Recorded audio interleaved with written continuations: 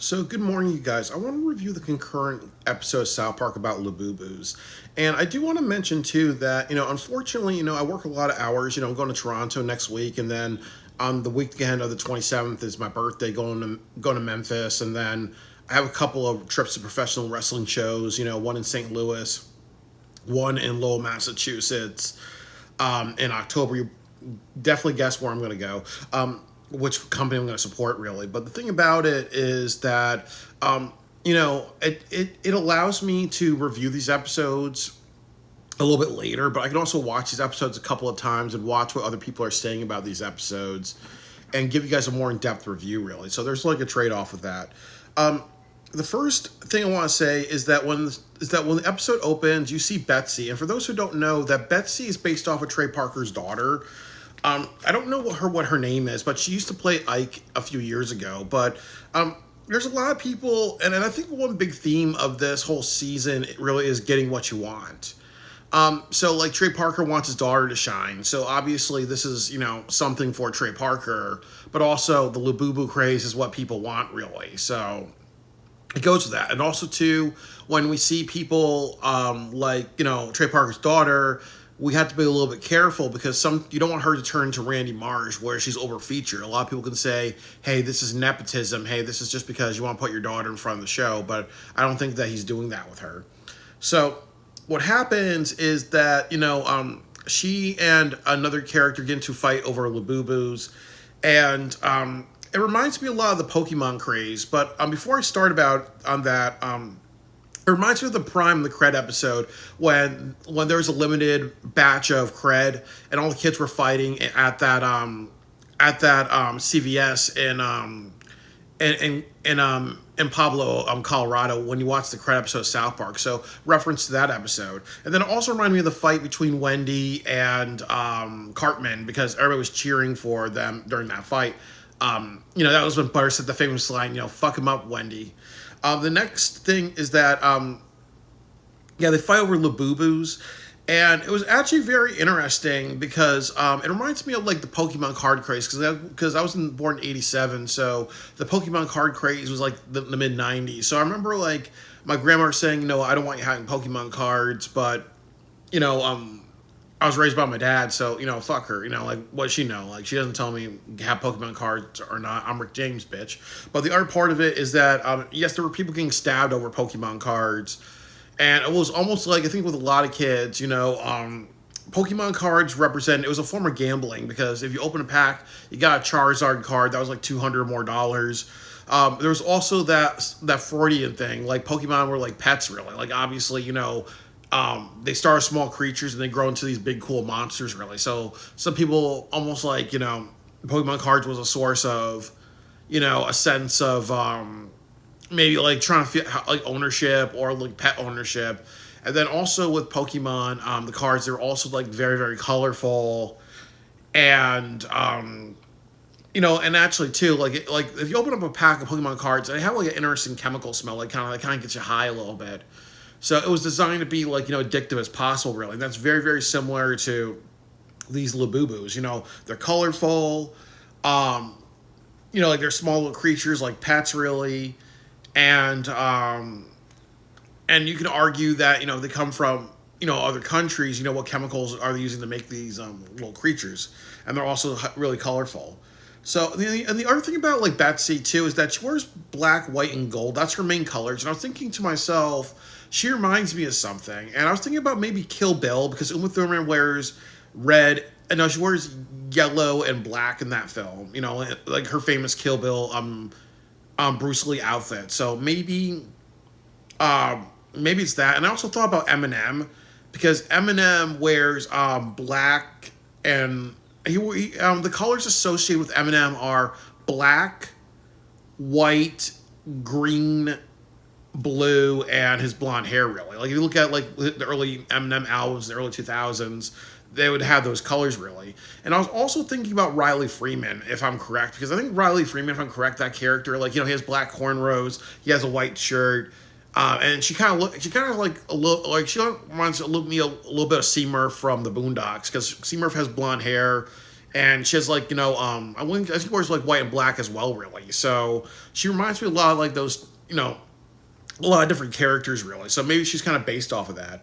The other thing too is that they cut to these two girls being disciplined by Jesus, and Jesus says a line about like love thy enemy and love thy person that defames you.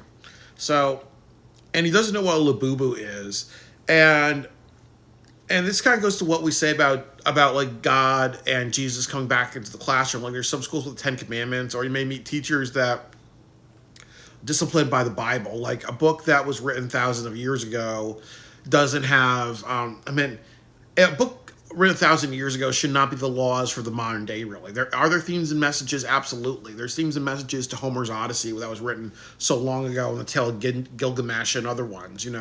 So there's always stories that teach good messages, but usually you cannot bring back a philosophy or a book that was seen as the law from thousands of years ago to the modern day, really. Because it reminds me of that episode of South Park where they get the holy document scripture of Vatican law and they summon the Great Spider. You can't. It's not good to have like laws and rules from back then applied to modern day, because what Jesus was really teaching was ultimately forgiveness or turning the other cheek. When two people are fighting each other, when it gets to that level of violence, you have to have different methods like this. And he actually does more stricter methods at the end of the episode. So this also maybe is about like how he as a character is evolving to say to be a school counselor because he cares about his job and he cares about the students, is now applying the scripture and the laws of the scripture and enforcing the laws and rules and lessons that are taught from the scripture. He has to learn to adapt to the year 2025, not the year zero.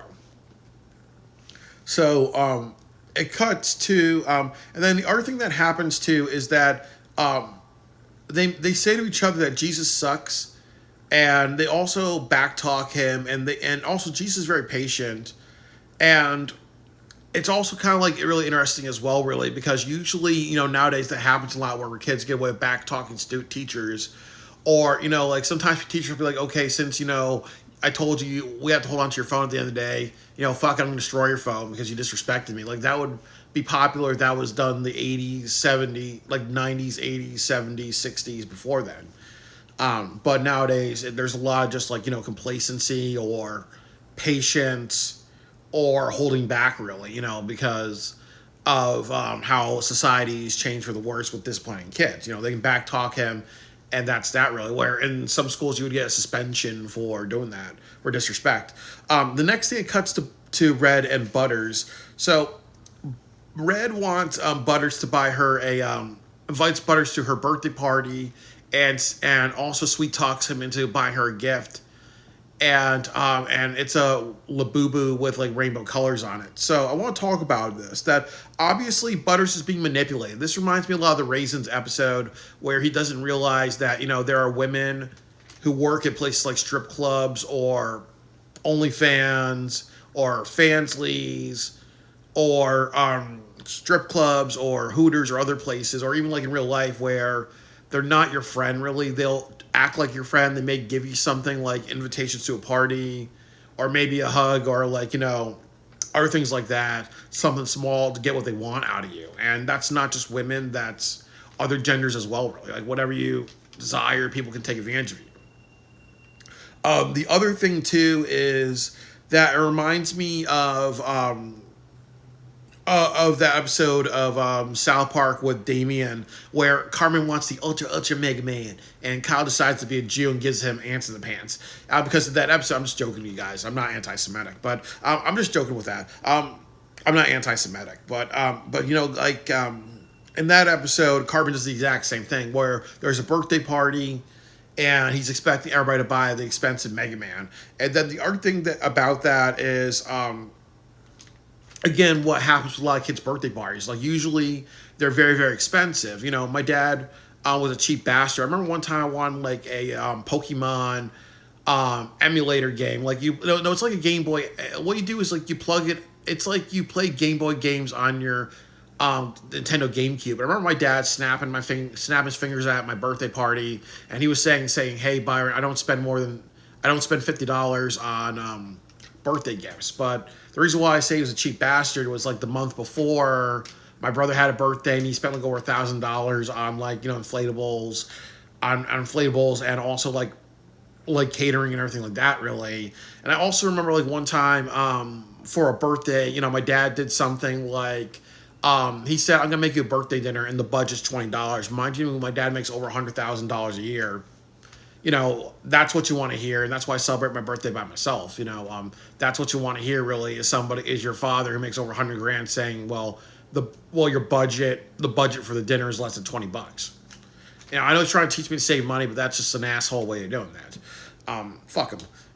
I'm saying that with good intentions. But to get back to it, yes, birthday gifts do get really expensive. That's something that happened, 2000s, 90s, 2000s, And then the other part of it is, if you listen really closely, her text a message. When she text message Butters, the notification sound is a boink.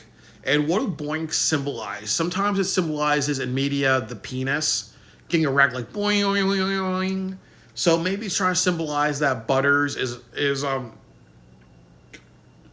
Butters is hoping that if he gets her that gift, maybe they'll have sex, or maybe she will, show him, her private parts.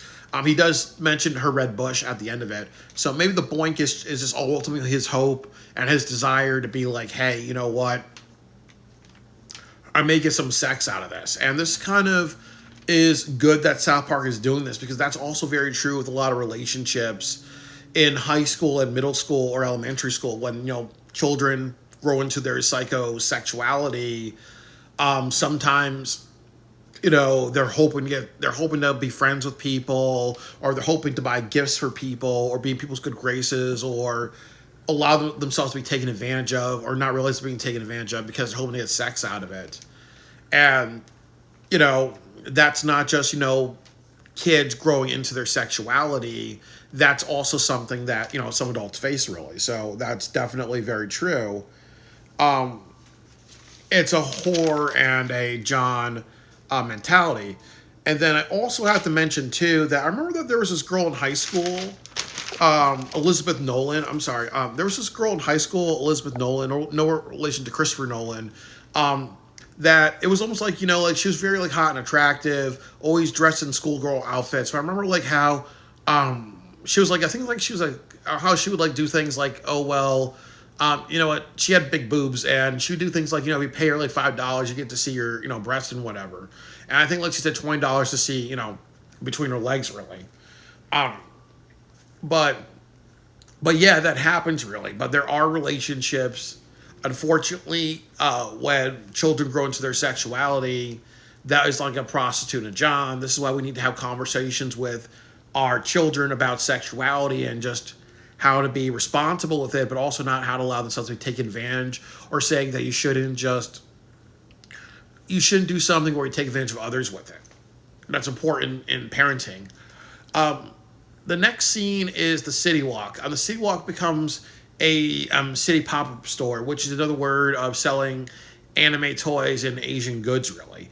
And I was saying to myself, it's kind of more marketable, because usually like Chinese restaurants, and like after like COVID, there might be a lot of people who may be like skeptical about like, Chinese restaurants that are not like gourmet, like kind of like the crappy ones, like Hinghwa and Dixwell Avenue, and like down the street where I live, really. So to make money, Mr. Liu Kim was like, okay, instead of Shitty Walk, I'm going to sell anime toys. And again, like the toy that she wants is like $85. So obviously this thing's not worth $85. He says tariff.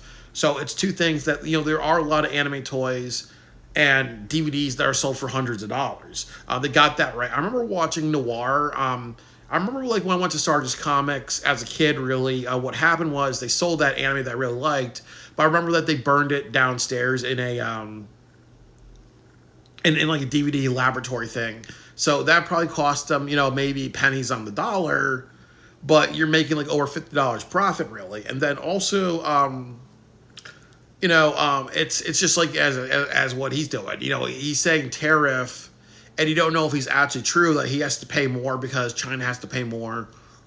But it's also like, what happens really. It's not really about the Chinese government and other governments being screwed over with tariff. It's more about the consumer. They're going to pass the cost on to the consumer.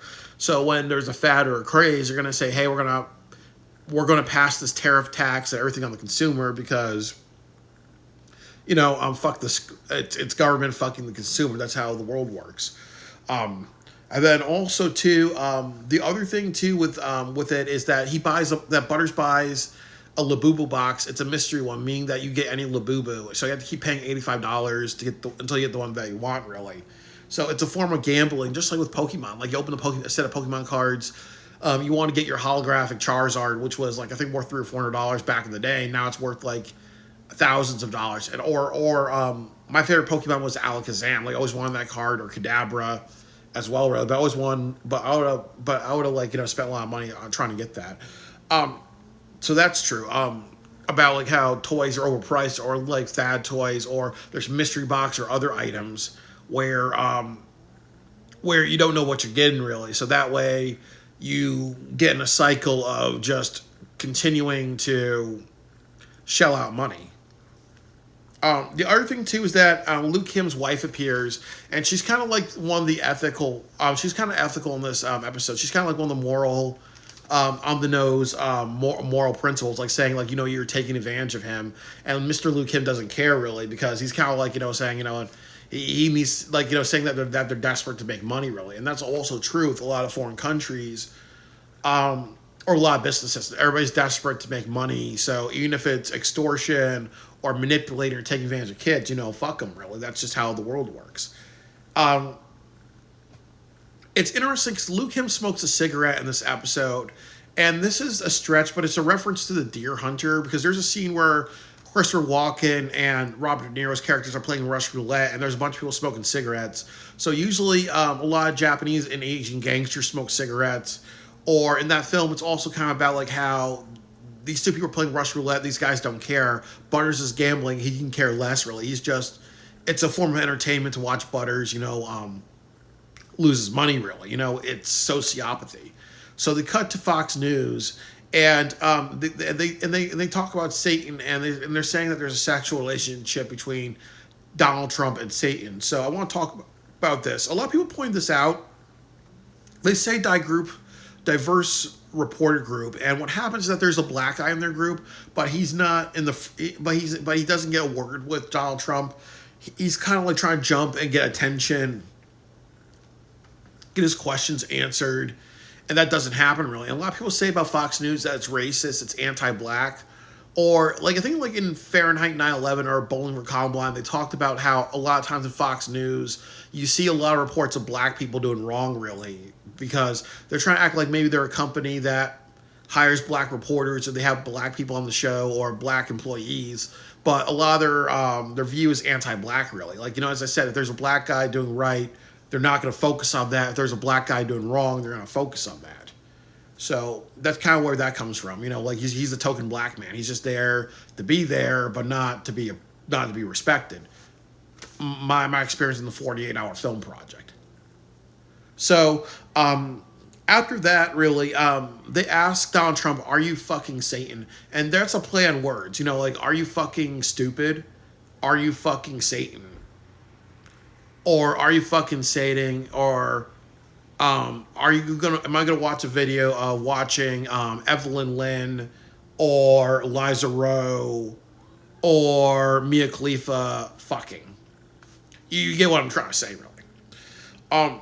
After that, the counselors have a meeting, and it's actually kind of funny because like Jesus is saying there's an issue with Labubus. It's connected to a satanic ritual, and one of the teachers are saying like, oh, those Labubus, like they're kind of like they sound a lot like parents like with Pokemon cards. And one's like, oh, Labubus, kids go nuts for them. So it's almost like how they're kind of underlooking how it's a problem, or they're just saying, oh, kids will be kids, really, or boys will be boys. They're underlooking the danger that the kids are in. They're complacent to the violence, really. So they watch a video of Lisa Miller, I believe her name is, and Lisa Miller is a TikToker in the world of South Park. So what she does is a Labubu ritual. She puts a Labubu doll that's extremely rare in a pentagram.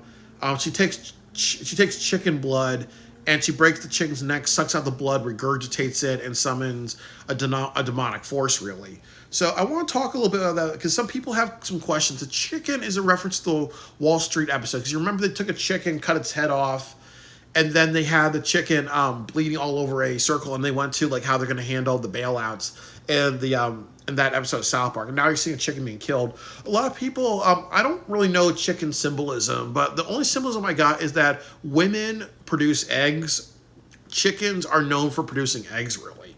So like chickens are fertile creatures, and that's kind of their symbolism, is that they're fertile. And also women are fertile as well, really, because these are girls summoning demonic forces, really. So maybe that's kind of why they chose the chicken. The other thing with chickens is that they're a very cheap animal. Like honestly, you wouldn't be doing a fox or another creature that would be harder to get, really. Chickens are usually, you can buy chickens by the dollar, really. So that's also another reason. And then chickens are also white, and white is a symbol of purity. Like Jesus is white. Jesus, the symbol of Jesus is the lamb. So ultimately, you're killing a white creature. That's part of the sacrilege.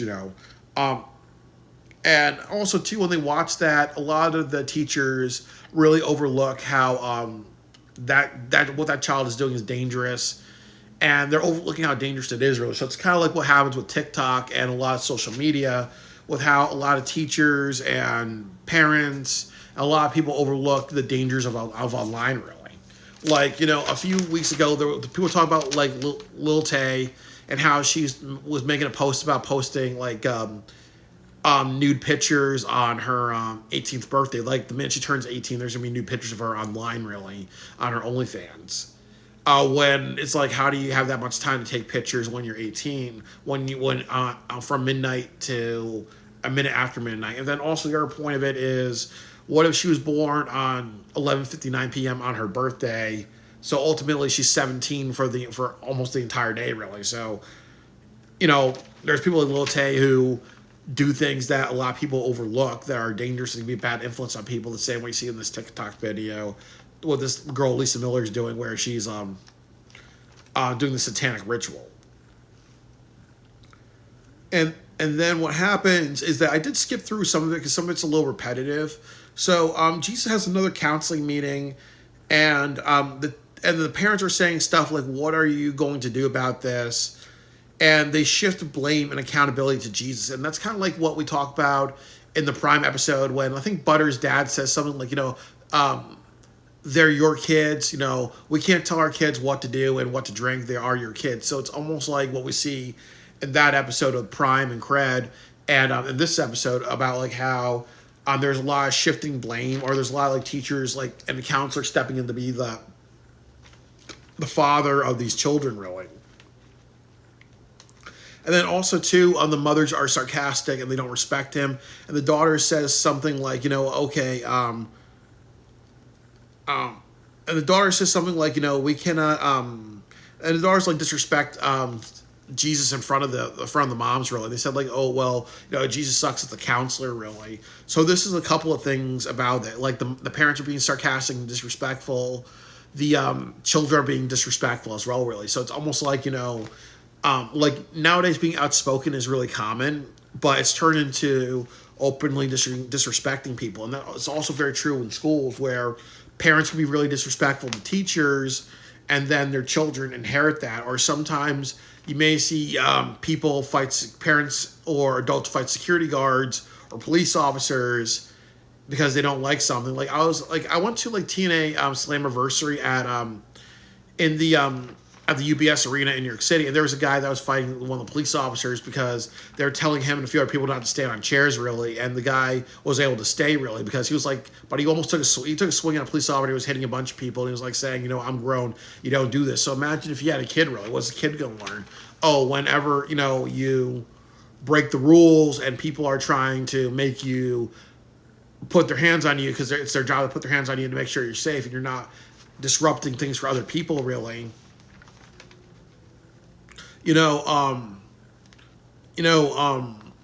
what are you going to do with that? You know, are you going to like encourage? Are you going to like be punished for your behavior, or are you going to like be a bad role model for your kids? Really, so that's kind of where that is. And then the other thing about it is